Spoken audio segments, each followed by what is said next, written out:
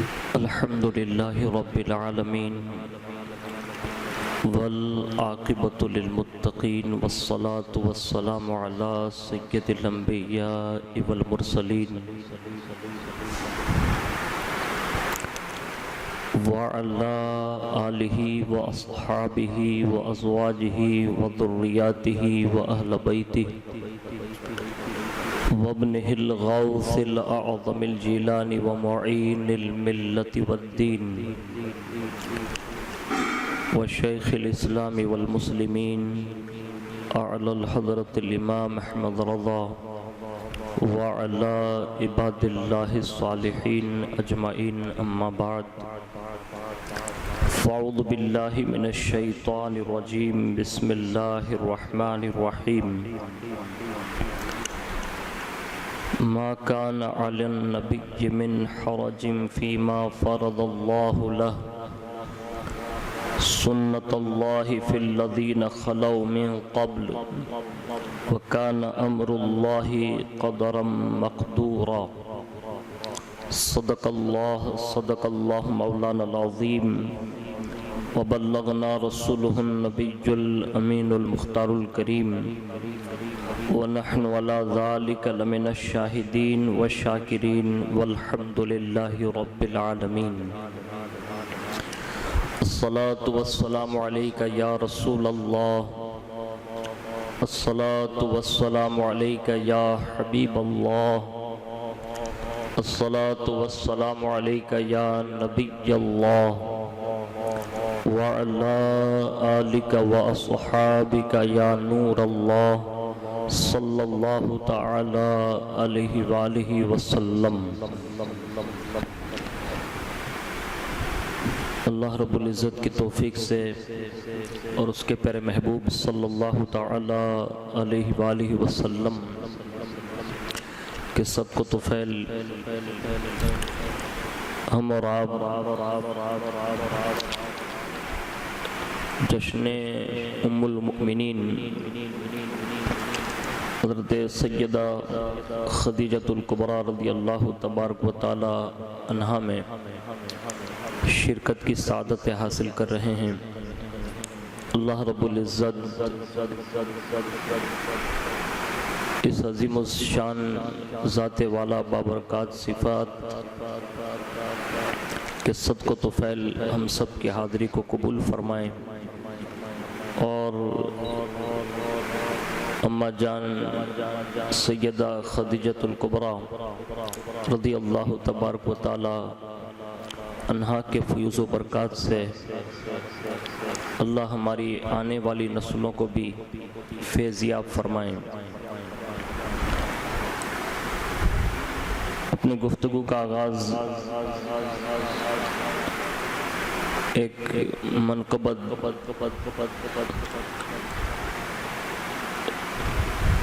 جو محمد حسین مشاہدی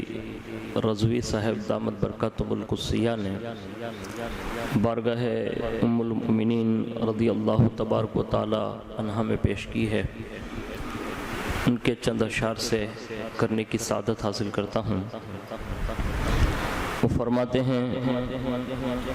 نصاب عشق و وفا سیدہ خدیجہ ہیں، نصاب عشق و وفا سیدہ خدیجہ ہیں، قرار شاہ دنا سیدہ خدیجہ ہیں، خدیجہ ہی ہیں بلا شبہ جدہ سادات، خدیجہ ہی ہیں بلا شبہ جدہ سادات، بنائے آل عبا سیدہ خدیجہ ہیں، بنائے آل عبا سیدہ خدیجہ ہیں، اور لٹا دی دولت اسلام کی بقا کے لیے، لٹا دی دولت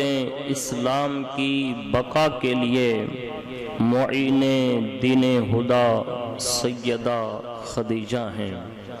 معین دین ہدا سیدہ خدیجہ ہیں، در کرم سے کوئی بھی نہیں گیا خالی، در کرم سے کوئی بھی نہیں گیا خالی، کمال جود و سخا سیدہ خدیجہ ہیں، کمال جود و سخا سیدہ خدیجہ ہیں۔ خوشی ہو یا کہ ہو غم مصطفیٰ کے ساتھ رہیں، خوشی ہو یا کہ ہو غم مصطفیٰ کے ساتھ رہیں، نشان صبر و ولا سیدہ خدیجہ ہیں، نشان صبر و ولا سیدہ خدیجہ ہیں۔ حرا پہ توشہ لیے ان کا دم بدم جانا، حرا پہ توشہ لیے ان کا دم بدم جانا، کمال حلم و رضا سیدہ خدیجہ ہیں، کمال حلم و رضا سیدہ خدیجہ ہیں۔ اور نہ ہوگا شور و شغب کوشش خدیجہ میں، نہ ہوگا شور و شغب کوشش خدیجہ میں، مکین خلد اولا سیدہ خدیجہ ہیں۔ کہ جن پہ عرش سے تسلیم حق ہوئی نازل، کہ جن پہ عرش سے تسلیم حق ہوئی نازل، پسند ذات خدا سیدہ خدیجہ ہیں، پسند ذات خدا سیدہ خدیجہ ہیں۔ اور مٹیں گے تیرے مشاہد تمام رنج و علم، مٹیں گے تیرے مشاہد تمام رنج و علم، کہ درد و غم کی دوا سیدہ خدیجہ ہیں، کہ درد و غم کی دوا سیدہ خدیجہ ہیں۔ ایک مرتبہ بڑی محبت کے ساتھ درود شریف پیش کر لیتے ہیں۔ الصلاۃ والسلام علیکہ یا رسول اللہ، الصلاۃ والسلام علیکہ یا حبیب اللہ، وعلی آلک واصحابک یا نور اللہ، صلی اللہ تعالی علیہ وآلہ وسلم۔ ہم اور آپ آج جس عظیم الشان ذات والا صفات، میری مراد ام المؤمنین حضرت سیدہ خدیجۃ الکبریٰ رضی اللہ تبارک و تعالی عنہا کی بارگاہ پہ، بارگاہ پر نور پر ہم اور آپ جو نذرانہ عقیدت لے کر حاضر ہیں، چند باتیں عرض کرنے کی سعادت حاصل کروں گا۔ اس سے پہلے ضمناً چند تمہیدی کلمات امہات المؤمنین رضی اللہ تعالی عنہن کے تعلق سے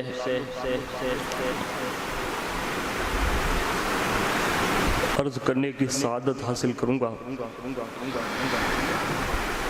نکاح یہ سنت انبیاء کرام علیہم السلام ہے۔ شیخ محقق حضرت سیدنا شیخ عبدالحق محدث دہلوی رحمۃ اللہ تعالی علیہ فرماتے ہیں کہ سوائے حضرت سیدنا عیسیٰ علیہ نبینا علیہ السلام اور حضرت سیدنا یحییٰ علیہ نبینا علیہ السلام کے تمام انبیاء کرام علیہم السلام نے نکاح فرمایا، اور ہم سب کے پیارے آقا و مولا حضور سیدنا محمد الرسول اللہ صلی اللہ تعالی علیہ وآلہ وسلم نے بھی کئی حکمتوں کے پیش نظر متعدد نکاح فرمائے۔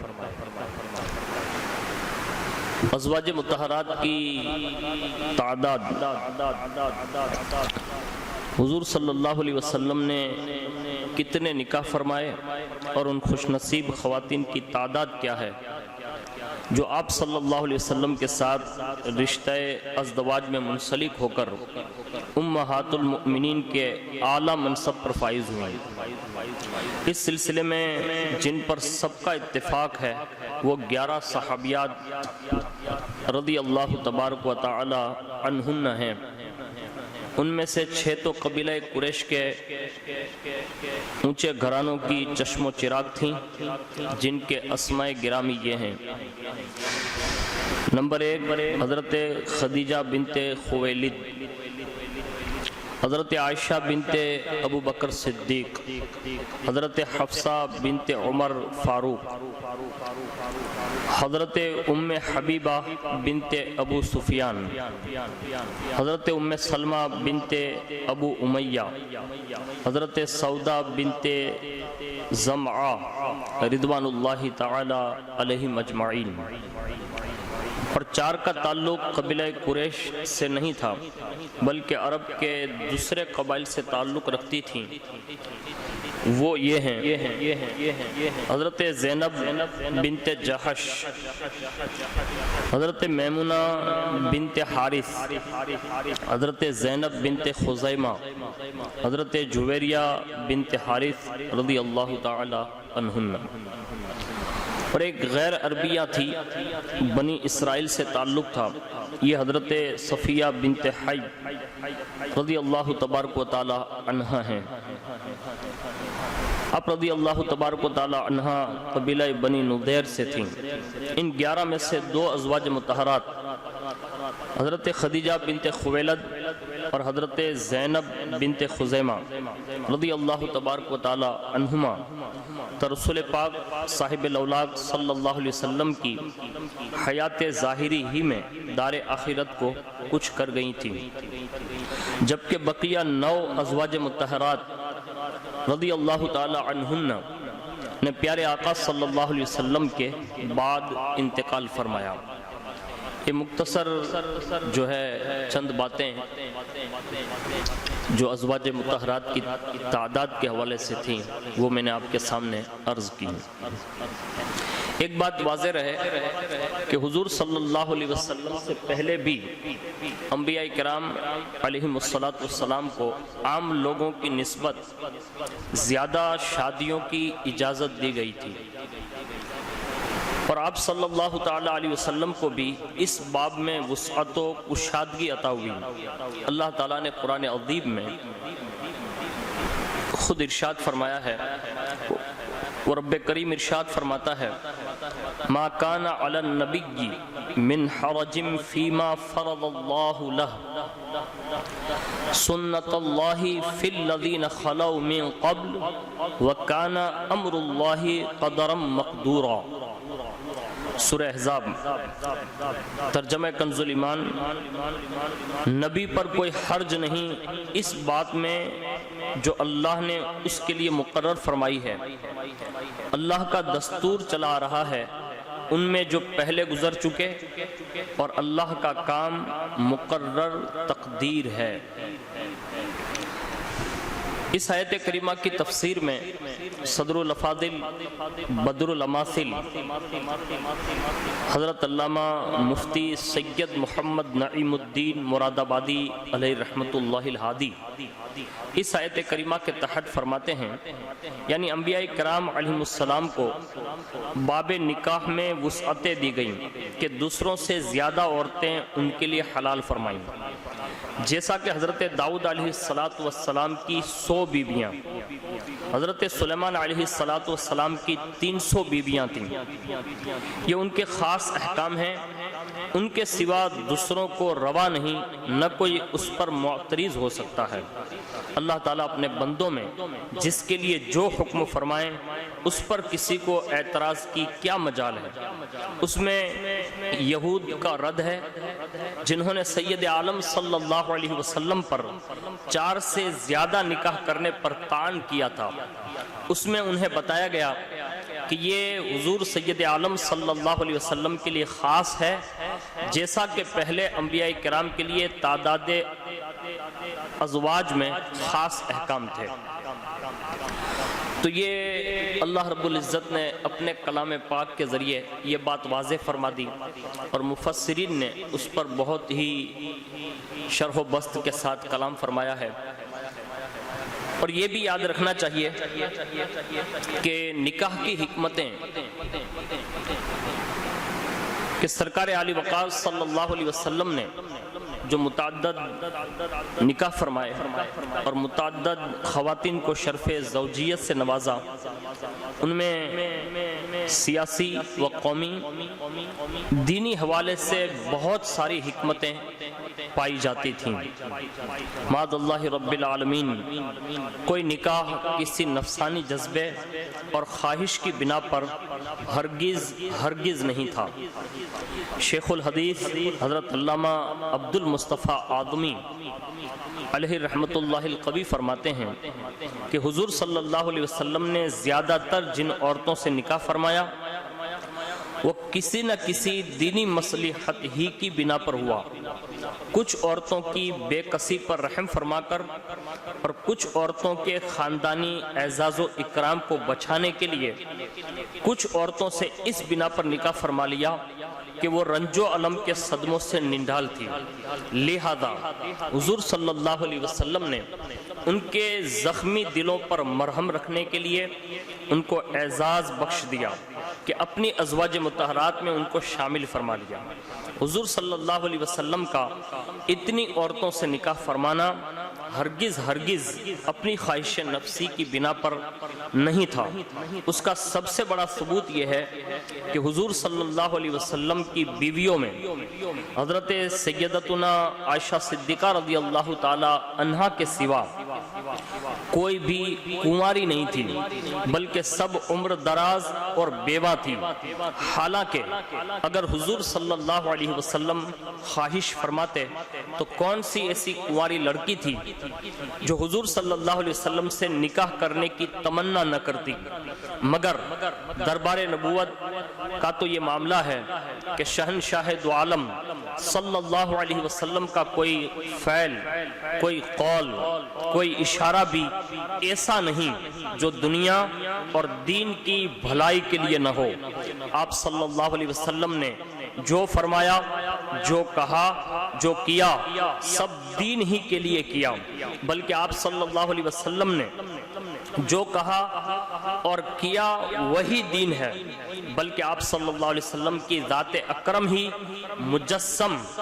دین کا نام ہے۔ یہاں ان نکاحوں کی برکت سے حاصل ہونے والے کثیر فوائد اور پائی جانے والی بے شمار حکمتیں جو ہے اس کو ذکر کیا جاتا ہے۔ احکام شریعت کی تبلیغ و اشاعت یہ پہلی حکمت تھی کہ حضور صلی اللہ علیہ وسلم کے متعدد نکاح فرمانے میں ایک بہت بڑی حکمت یہ تھی کہ ازواج مطہرات رضی اللہ تعالی عنہن کے ذریعے خصوصاً خواتین کو اسلامی تعلیمات سے آگاہ کیا جائے، انہیں احکام شریعت سے روشناش کیا جائے، کیونکہ اسلام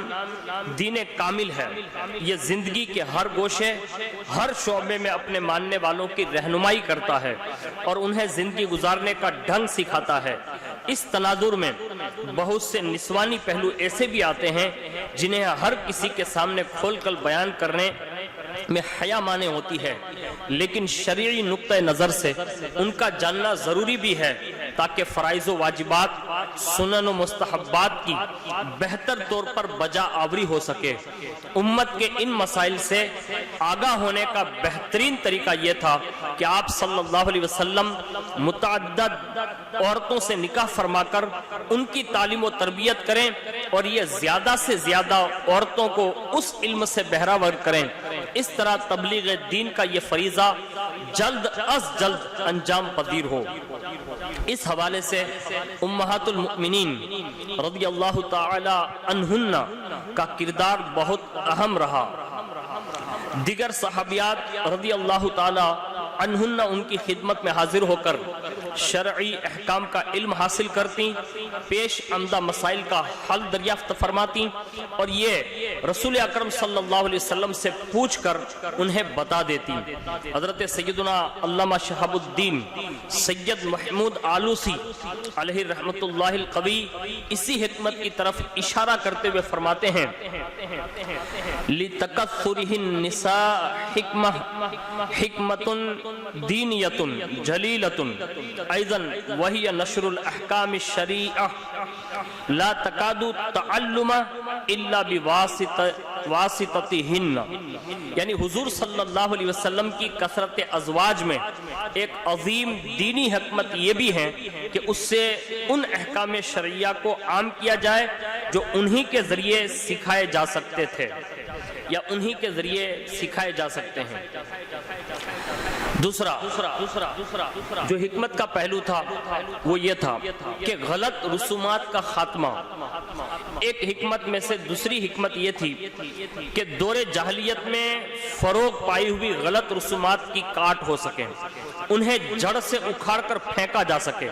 مثلا زمانے جاہلیت کے دستور کے مطابق منہ بولے بیٹے کو بھی حقیقی اور اصلی بیٹے کی طرح سمجھا جاتا تھا، اور اس کی مطلقہ یعنی طلاق یافتہ بیوہ سے نکاح کو حرام سمجھا جاتا تھا۔ شاہ خیر الانام صلی اللہ علیہ وسلم کے حضرت زینب بنت جہش رضی اللہ تبارک و تعالی عنہ کو عقد زوجیت میں قبول فرمانے سے جاہلیت کے اس دستور کا خاتمہ ہو گیا، کیونکہ حضرت زینب رضی اللہ تعالی عنہ حضرت زید رضی اللہ تعالی عنہ سے طلاق یافتہ تھی، اور حضرت زید رضی اللہ تعالی عنہ کو پیارے آقا صلی اللہ علیہ وسلم نے کمال شفقت اور مہربانی فرماتے ہوئے اپنا بیٹا فرمایا تھا۔ بہرحال ان تمام تر صورتحال سے امت پر یہ بات واضح ہو گئی کہ لے پالک اور منہ بولے بیٹے کے وہ احکام نہیں ہوتے جو حقیقی بیٹے کے ہوتے ہیں، اور دور جاہلیت کوئی وہ مذموم رسم کو جو ہے ہمیشہ ہمیش کے لیے آپ صلی اللہ علیہ وسلم نے مٹا کر رکھ دیا۔ تیسری حکمت یہ تھی کہ مخلص و جانثار اصحاب کی حوصلہ افزائی۔ بعض شادیوں کے ذریعے اپنے بعد مخلص اور جانثار اصحاب کی حوصلہ افزائی فرمائی اور ہمت بندائی اور انہیں ان کی خدمات کا صلہ عطا فرماتے ہوئے شرف مساہرت سے نوازا۔ جی ہاں، امتی کے لیے یہ بہت بڑی سعادت ہے کہ کونین کے والی صلی اللہ علیہ وسلم سے اسے مساہرت کا شرف حاصل ہو جائے، بلکہ عشاق کا تو یہ حال ہے، اتنی نسبت بھی مجھے دونوں جہاں میں بس ہے، اتنی بھی نسبت مجھے دونوں جہاں میں بس ہے، تو میرا مالک و مولا ہے، میں بندہ تیرا، زاہد ان کا میں گنہگار وہ میرے شافع، اتنی نسبت کیا کم ہے، تو سمجھا کیا ہے۔ یعنی عاشق اکبر حضرت سیدنا ابو بکر صدیق رضی اللہ تعالی عنہ کی جانثاری وفا شعاری کو کون نہیں جانتا اور ان سے کون واقف نہیں۔ جب لوگوں نے آپ صلی اللہ علیہ وسلم کو جھٹلایا، انہوں نے تصدیق کی، راہ اسلام میں اپنا تن من دھن سب کچھ قربان کیا، چنانچہ آپ صلی اللہ علیہ وسلم نے ان کی صاحبزادی حضرت سیدہ عائشہ صدیقہ رضی اللہ تعالی عنہا کو اپنی زوجیت میں قبول فرما کر انہیں اس عظیم شرف و فضیلت سے نوازا جس پر زمانہ رشک کرتا ہوا نظر آ رہا ہے۔ اسی طرح کی اور بھی بہت ساری حکمتیں اور بہت ساری جو ہے باتیں ہمیں اور آپ کو ہمارے بزرگوں نے بیان فرمائی ہے، جیسے غلامی سے آزادی کی ایک جو اس زمانے میں رسم تھی، اس لحاظ سے بھی حضور نے یہ کام فرمایا۔ ایک حکمت یہ بھی تھی جو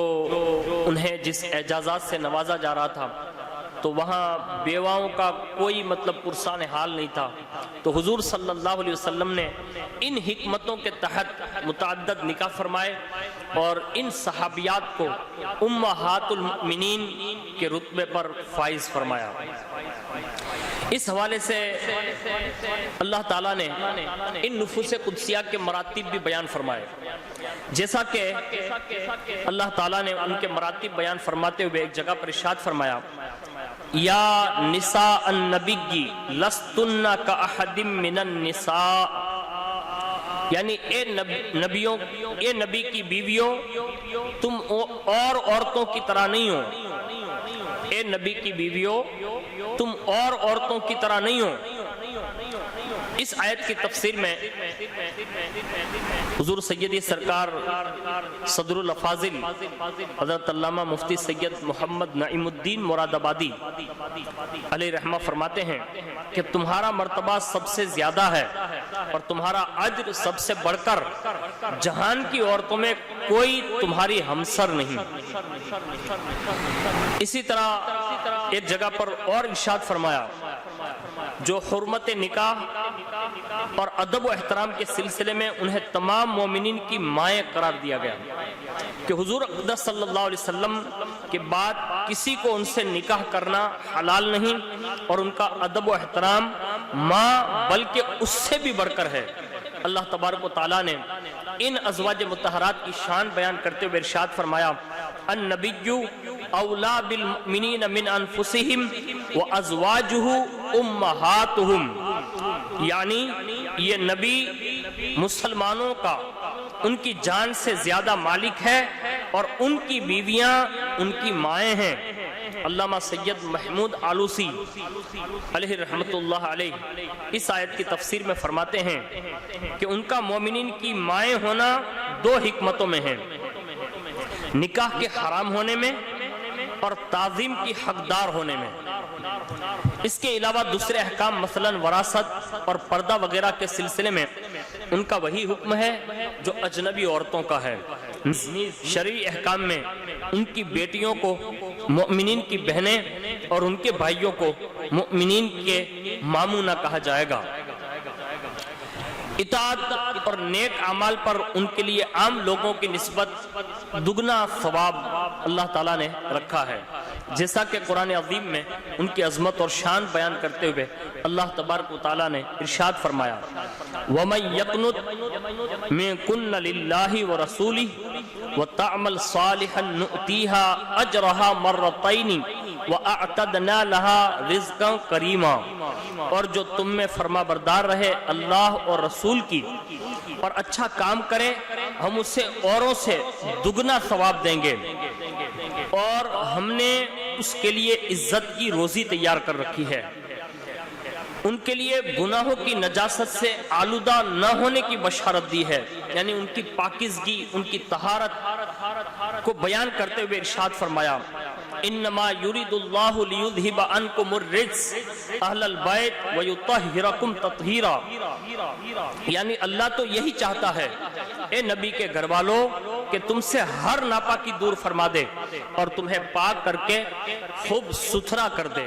مفسر شہیر حکیم الامہ حضرت علامہ مفتی احمد یار خان نعیمی علیہ رحمت و رضوان اس آیت کی تفسیر بیان کرتے ہوئے فرماتے ہیں کہ اس طرح کے تم کو گناہوں اور بد اخلاقیوں کی نجاست میں آلودہ نہ ہونے دیں۔ یہ مطلب نہیں کہ معاذ اللہ اب تک گناہ تھے اب پاکی عطا ہوئی۔ اس آیت سے دو مسئلے معلوم ہوئے،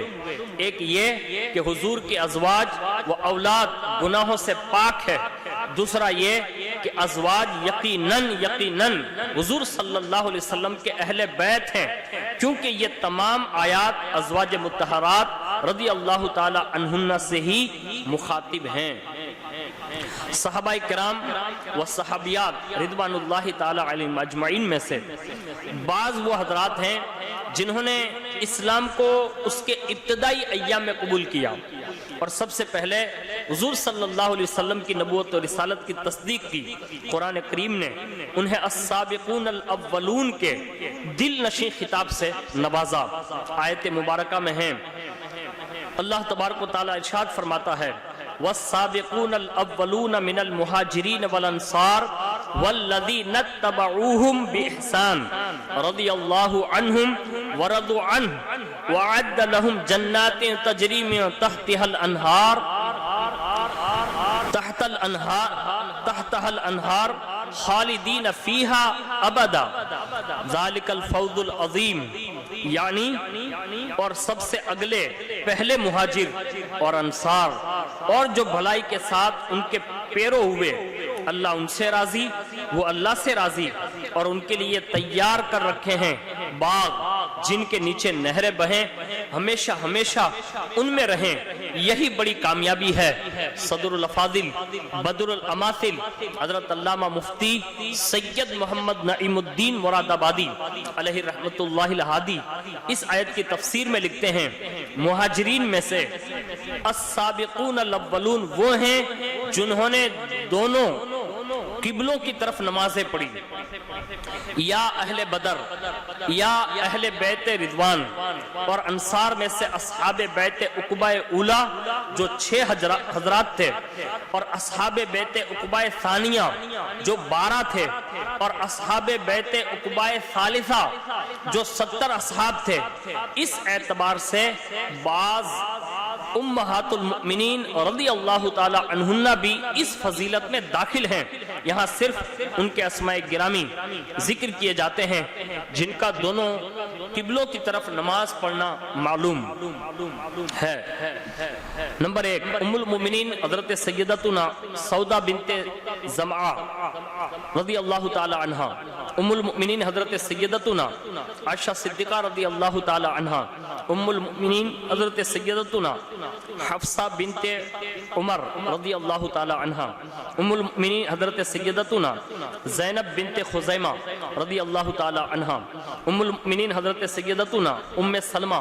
رضی اللہ تعالی عنہا، ام المؤمنین حضرت سیدتنا زینب بنت جہش رضی اللہ تعالی عنہا، ام المؤمنین حضرت سیدتنا ام حبیبہ رضی اللہ تعالی عنہا۔ واضح رہے یہ تمام امہات المؤمنین رضی اللہ تعالی عنہن